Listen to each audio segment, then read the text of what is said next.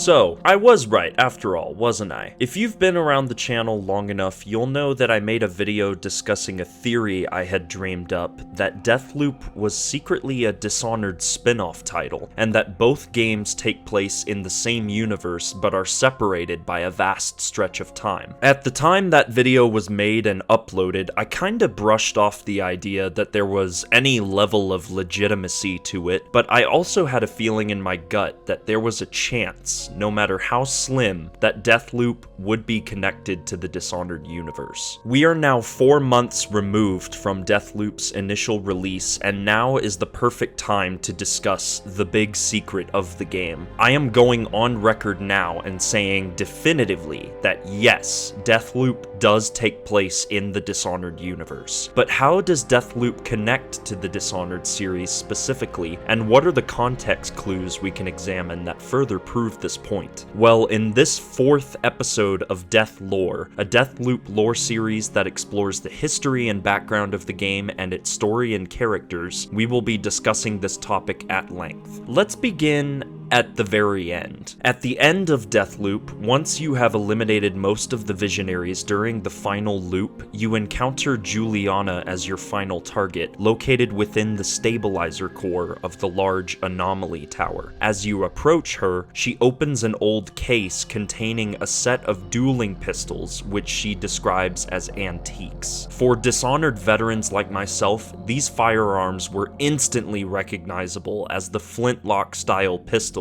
used by pretty much everyone in the Empire of the Isles, which are the massive chain of islands that comprise the majority of the Dishonored universe and its landmass. Juliana also mentions that the pistols feature original oil cartridges, which further proves that these are the same pistols we use in the Dishonored games, as the bullets that are fired are based on whale oil technology, which, as we well know, is the primary energy source that provides the power for many of Dishonored's steampunk-inspired weapons, gadgets, and security systems. Once your conversation with Juliana is complete, you can get an even closer look at the model for the weapon, and it is damn near identical to the pistol we've seen wielded by every major character in the Dishonored franchise. However, a whole other can of worms is opened by the next grand reveal. After breaking the loop, Colt awakens once again on the beach where he started, greeted by the barrel of Juliana's gun. Instead of killing Colt, though, she sighs in an almost disappointed manner and walks away, leaving only a shimmer of anomalous energy behind. Colt stands up and takes in the view of the surrounding ocean, or rather the lack thereof. The sea has completely dried up, and the sky is a raging fire of red and orange colors. It is a truly apocalyptic landscape, but how did it get this way? The answer lies in the past, in the moment where a godlike figure was removed from the world, leaving a vacuum unfilled and the world in danger. I am of course referring to the events that transpired in Dishonored: Death of the Outsider, wherein the main character Billy Lurk removed the Outsider from the void, the Outsider being the mysterious deity that granted people their supernatural abilities in the Dishonored games. However, once he was removed from the void, a dimension of powerful energy just beyond our senses, it left a gap in the universe. Dishonored lore established that the void is an untamed maelstrom of dangerous and unstable energies, and it needed a conduit or figurehead to channel those energies and to keep the natural order afloat. Once the Outsider was removed from the equation, there would have been nothing to stop the untethered growth of the void, allowing it to seep into the mortal world and creating the world that we see at the end of Deathloop. It also meant that potentially anyone could receive supernatural abilities and not just those with the Outsider's mark, and this would explain how the Eon program was able to imbue the metal slabs with energies from the void produced by the anomaly on Black Reef Island. However, there's also one other interesting wrinkle to this idea. Dishonored 2 and Dishonored: Death of the Outsider's events have been established as taking place in the year 1852, meaning that Deathloop takes place a little over 100 years later in the year 1963, but due to the nature of the repeating loop and the possibility that the loop can sustain itself for 13,000 years, it's also possible that the world we see outside of Blackreef is actually far more removed from the time frame of the Dishonored series than we even realize. Is it 100 years after the events of Death of the Outsider? Is it 1,000 years? There's no way to know for sure unless we get official confirmation from Arcane Studios themselves. How does the time loop itself and Operation Horizon tie into the world of Dishonored? Well, if you know the world of Dishonored like I do, it's pretty reasonable to assume that the army of the Motherland that established their military operations on Blackreef originated from Tivia, the northernmost continent in the Empire of the Isles. The name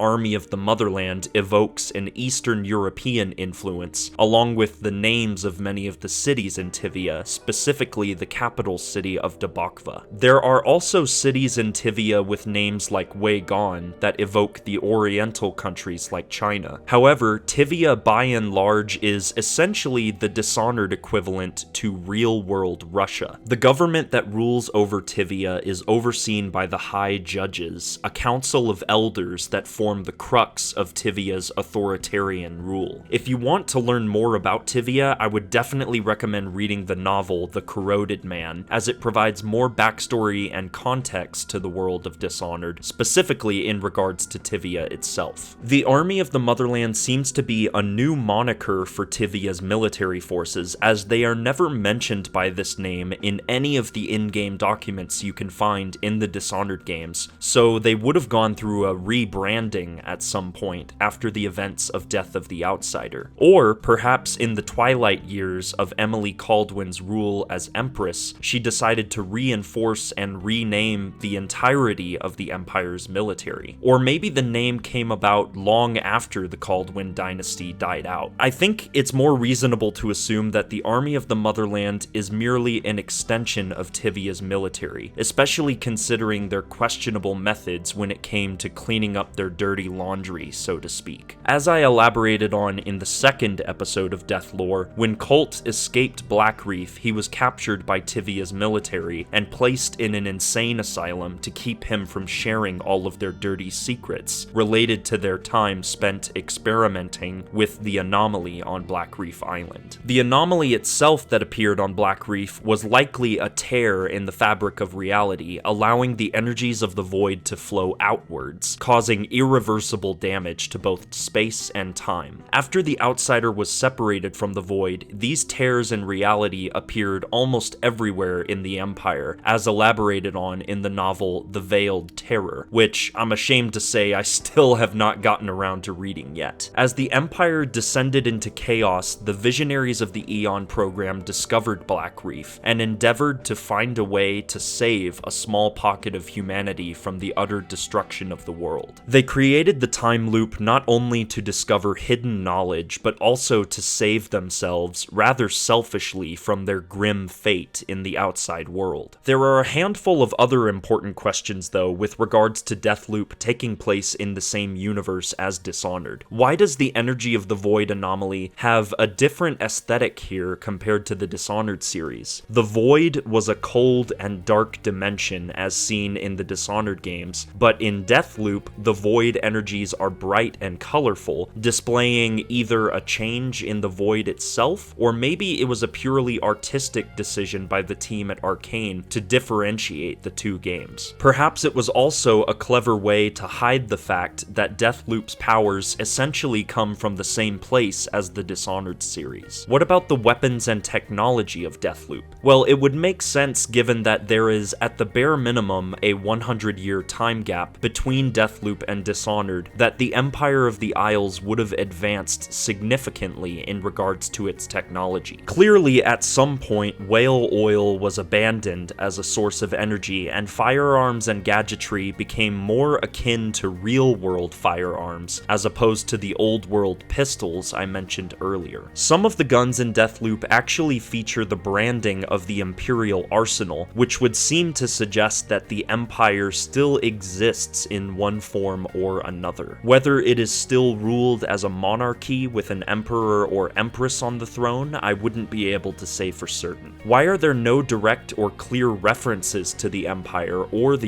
universe of Dishonored at large? I think the answer to this question largely comes down to two different factors. The first being that Arcane likely wanted to maintain an air of mystery surrounding the setting of Deathloop and its hidden connections to the Dishonored games. The second factor would be that Arcane and Bethesda marketed Deathloop as a brand new IP in an effort to separate it from Dishonored, even though the comparisons drawn between the two would be inevitable given that they share largely the same gameplay style. In any case, these are just some of the context clues I found or noticed that link both Deathloop and Dishonored together and confirm that they take place within the same connected universe. But now I want to hear your thoughts. Sound off in the comments down below and let's discuss. If you enjoyed this video, leave a like and share with other members of the Arcane community. Consider subscribing to the channel for more Deathloop content like this, and be sure to hit that notification bell so you never miss a video. And remember that the outsider walks among us. Thanks for watching.